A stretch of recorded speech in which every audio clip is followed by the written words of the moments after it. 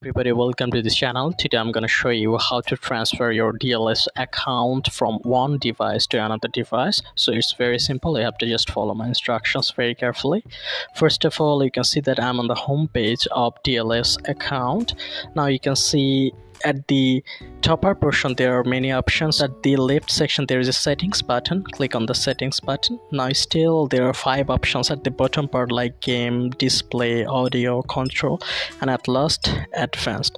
Under the section of advanced you can see there are 3 buttons: legal notices, terms of services, privacy policy. So above the terms of service there are 2 buttons. First one is manage device. Okay, so these will lead you to generate a code. So you have to generate a code. Click on generate code. Now you can see that a code has been generated. Okay, so you can easily copy the code if you want. After that you have to go to the another device and you have to go to the same option here, but you have to click on the second button. You can see just beside that previous button, here it is.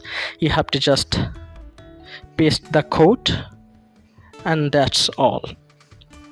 After pasting code you have to click link profile, and the profile will be linked, and this is how easily you will have your account transferred to your other device. So if this tutorial helped you, like this video and don't forget to subscribe to my channel. See you in the next one.